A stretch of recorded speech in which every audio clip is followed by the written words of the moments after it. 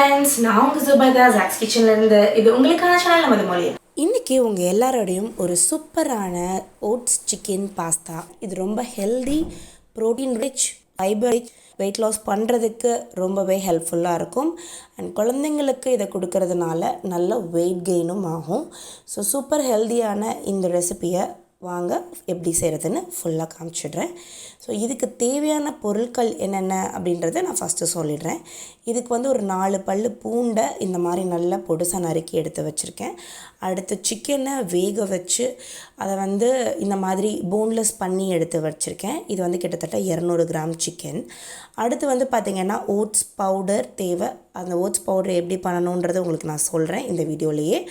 அடுத்து ஒரு கப்பு பால் தேவை. அதுக்கப்புறம் ஒரு 100 கிராம்ஸ் பாஸ்தா, அதையும் வேக வச்சு எடுத்து வச்சுருக்கேன். அடுத்து சிக்கன் வேக வச்ச தண்ணி, அதுக்கப்புறம் ஒரு பீன்ஸ் 100 கிராம், கேரட் 100 கிராம் ரெண்டும் சேர்த்து கட் பண்ணி எடுத்து வச்சுருக்கேன். ஸோ இதெல்லாம் தான் இதுக்கு தேவையான பொருட்கள். இப்போ ஓட்ஸ் பவுடர் எப்படி செய்கிறது அப்படின்னு சொல்லி உங்களுக்கு சொல்லிடுறேன். ஃபஸ்ட்டு ஒரு காஸ்ட் அயர்ன் ஸ்கில்லட் எடுத்து வச்சுருக்கேன். எப்போவுமே அடி கனமாக இருக்கக்கூடிய பாத்திரம் எடுத்து வச்சுக்கோங்க. அப்போ தான் ஓட்ஸ் வறுக்கும் போது கரைஞ்சி போகாமல் இருக்கும். இதில் 3 கப்பு ஓட்ஸ் இதில் நான் சேர்த்துக்கிறேன். சேர்த்துட்டு இதை நல்லா ஒரு மிதமான சூட்டில் வச்சு வறுக்கணும். ஓட்ஸ் லைட்டாக அந்த வறுப்பட்ட நல்ல ஒரு மணம் வெளியில் வரும். அது வரைக்கும் இதை நம்ம வறுத்து எடுத்துக்கிறணும். ஒரு 3லேருந்து 4 நிமிஷம் டைம் எடுக்கும் இது வறுப்படுறதுக்கு. இப்போது இதை நல்லா நான் வறுத்துட்டேன். இப்போ நான் இதை ஸ்டவ் ஆஃப் பண்ணிடுறேன். ஆஃப் பண்ணிவிட்டு அப்படியே கை விட்டுறக்கூடாது. ஏன்னா அந்த பாத்திரத்துலேயே அந்த சூடு இருக்கிறதுனால உங்களுக்கு அதை கரைஞ்சி போகிறதுக்கு வாய்ப்பு இருக்குது. ஸோ அது கைவிடாமல் இந்த மாதிரி ஸ்பூனை வச்சு கிளறி விட்டுட்டு கொஞ்சம் ஆறுனதுக்கப்புறம் அதை மிக்சர் ஜாருக்கு மாற்றிட்டு நல்லா உங்களுக்கு ஒரு பவுட்ரு ஆற மாதிரி நம்ம மிக்சர் ஜாரில் போட்டு அரைச்சி எடுத்துக்கிறணும் இந்த மாதிரி. ஸோ நம்மளுடைய ஓட்ஸ் மாவு ரெடி ஆகிடுச்சு. இந்த ஓட்ஸ் மாவை நம்ம ஒரு கிளாஸ் கண்டெய்னரில் போட்டு நம்ம எடுத்து வச்சுக்கிட்டோம் அப்படின்னா நம்மளுக்கு அடுத்தடுத்த ரெசிபீஸு, குழந்தைங்களுக்கு கஞ்சி காய்ச்சறது, நம்ம வீட்டில் இருக்கவங்களுக்கு கஞ்சி காய்ச்சறதுக்கு, வெயிட் லாஸ் ஜர்னியில் இருக்கவங்களுக்கு இது எல்லாத்துக்குமே ரொம்ப யூஸ்ஃபுல்லாக இருக்கும். அடுத்து நான் இங்கே ஒரு பாத்திரம் எடுத்து வச்சுருக்கேன். இது கிட்டத்தட்ட 3 லிட்டர் பிடிக்கிற மாதிரியான கெப்பாசிட்டி இருக்கக்கூடிய பேன்.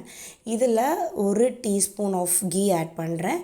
அண்ட் இப்போ நான் சொல்கிற அளவுகள் எல்லாமே பார்த்திங்கன்னா 4 பேருக்கு செய்யக்கூடிய அளவு.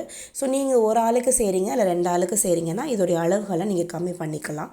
அடுத்து இதில் நம்ம கட் பண்ணி வச்சுருந்த பூண்டு சேர்த்துக்கிறேன். பூண்டு நல்லா இந்த பட்டரோடு சேர்ந்து நல்லா வதங்கட்டும்.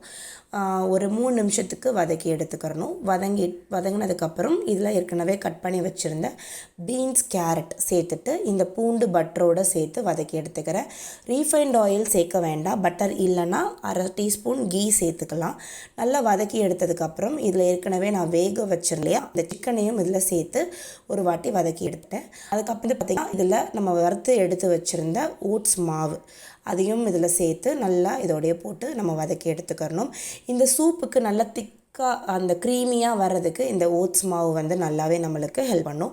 அடுத்து ஸ்கிம் மில்க் கப் இதில் சேர்த்துக்கிறேன். அதாவது ஃபேட் இல்லாத பால் சேர்த்து இதோட சேர்த்து சிக்கன் வேக வச்சிடல சிக்கன் தண்ணி இதையும் இதோட சேர்க்குறேன். இந்த சிக்கன் தண்ணி எப்படி செய்யணும் அப்படின்னு பார்த்தீங்கன்னா, இந்த சிக்கனை ஒரு 100 கிராம் இல்லை 200 கிராம் சிக்கனை ஒரு 1.5 லிட்டர் 2 லிட்டர் தண்ணி ஊற்றி ஒரு குக்கரில் வச்சு ஒரு 2-3 விசில் வந்ததுக்கப்புறம் அதை ஸ்லோ பண்ணி ஒரு 20 மினிட்ஸ்க்கு லோ ஃப்ளேமில் குக் பண்ணிங்க அப்படின்னா சிக்கன் ஸ்டாக் ரெடி ஆகிடும்.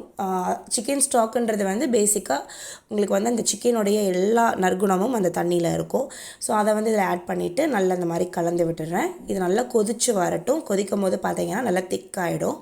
ஸோ இப்போ இதில் நான் சுவைக்கு ஏற்ப உப்பு சேர்த்துக்கிறேன். ஏன்னா நான் சிக்கன் வேக போடும் போதும் கொஞ்சமாக உப்பு சேர்த்துருந்தேன். ஸோ சுவைக்கு ஏற்ப பிங்க் சால்ட் சேர்த்துக்கிறேன். பிங்க் சால்ட் தான் வெயிட் லாஸ் பண்ணுறது டைமில் நம்மளுக்கு வெயிட் லாஸ் பண்ணுறதுக்கு வாட்டர் ரிட்டென்ஷன் பண்ணாமல் இருக்கிறதுக்கு ஹெல்ப் பண்ணும். ஸோ பிங்க் சால்ட் சேர்த்துட்டு நல்லா அதை கொதிக்க விட்டுறலாம். நல்லா கொதிச்சிருச்சு. பார்த்திங்கன்னா தெரியும் நல்லா திக்காக வந்துருச்சு, க்ரீமியாக இருக்குது. ஸோ இப்போ நான் இதில் ஏற்கனவே வேக வச்சுருந்த பாஸ்தா இது வந்து கோதுமை மாவில் செஞ்ச பாஸ்தா. அதை வந்து இதில் சேர்த்துக்கிறேன். பாஸ்தா வந்து உங்களுக்கு ஆப்ஷனல் தான். பாஸ்தா வேண்டாம் அப்படின்னா நீங்கள் வந்து அவாய்ட் பண்ணிக்கலாம். ஒரு நல்ல ஃபில்லிங்காக இருக்கும் அப்படின்றதுக்காக நான் அதில் பாஸ்தா சேர்க்குறேன்.